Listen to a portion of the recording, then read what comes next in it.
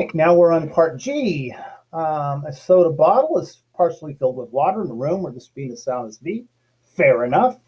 Sketch a diagram of the displacement wave for the first harmonic. So it's always going to make that fourth of a wavelength shape, right? When it's a closed pipe. So the water is like acting like a wall that the sound can bounce off of because it's so much more stiff or dense than air that it's just like, I mean, sure, some sound will be transmitted, but most of the sound is going to bounce and boop, make a fourth of a wavelength like this with a node at the wall and an open antinode at the open end.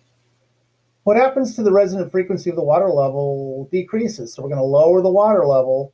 So what does that mean? If we lower the water level, that means the wavelength is getting longer, right? So if the wavelength gets longer wavelength, bigger wavelength, lower frequency, that means the note must get deeper.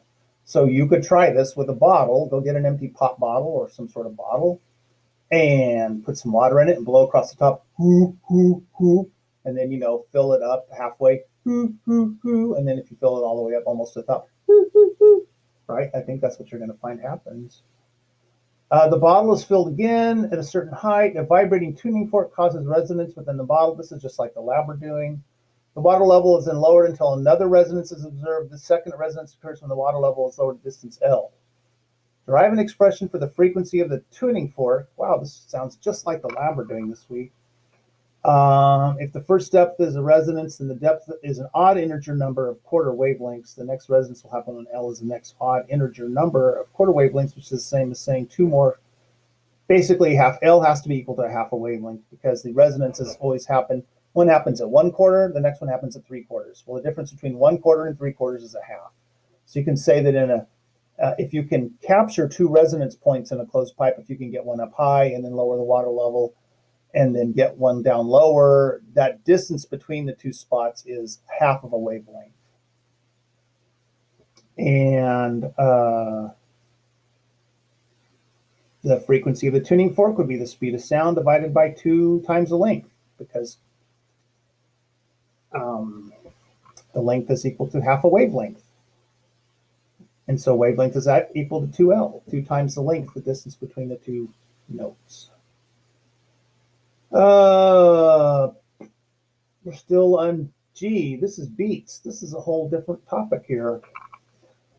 The sound waves produced from 2 tuning forks broadcast at the same time are shown below. In addition to their superposition, amplitude of the wave versus time in seconds is being graphed.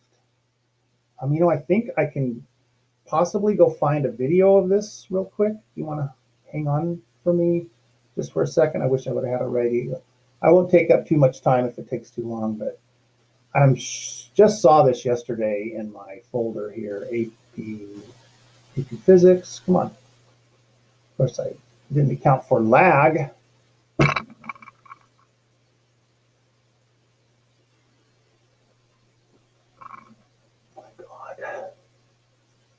Where did I put it? Maybe it's in here.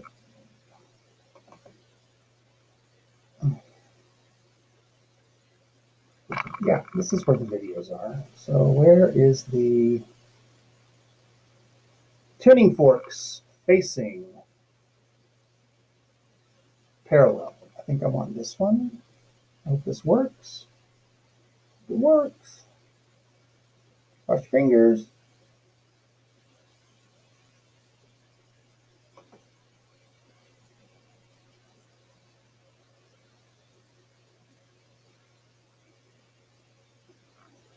Yeah, the computers are amazing.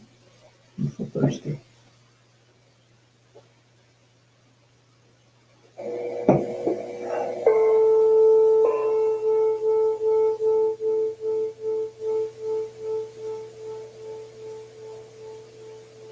Yeah, that's it.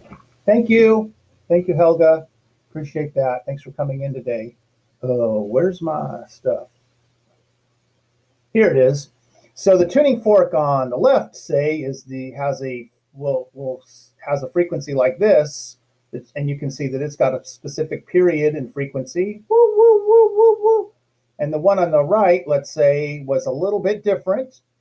And so what happens if you have two tuning forks or two notes or two sounds which are within 7 hertz of each other, they have to be within 7 hertz, then you'll get this interference pattern, this constructive slash destructive interference pattern, and it's called a beat frequency.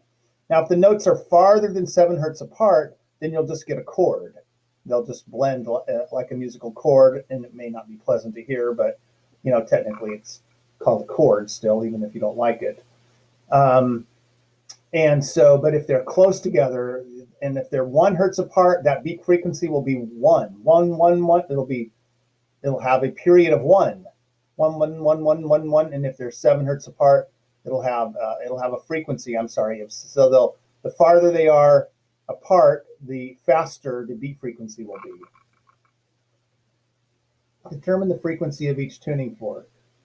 All right, well, they just got information off the graph, and they decided that one was 1/2 a hertz and one was 1/3 of a hertz, right? So they just used the information from the graph to get the frequency. It looks like the period of the first one is 2 seconds, so that's 1/2 a hertz. And the period of the red one is 3 seconds, so the frequency is 1/3 of a hertz.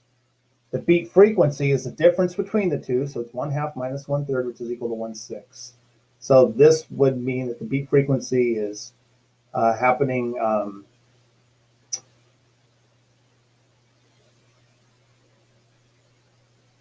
1/6 of a hertz. What is that? That would be 6 seconds, I guess. Beats occur when two frequencies are close together. Yes. Loudness be heard, and then a softness. This oscillation like loudness occurs with the beat frequency.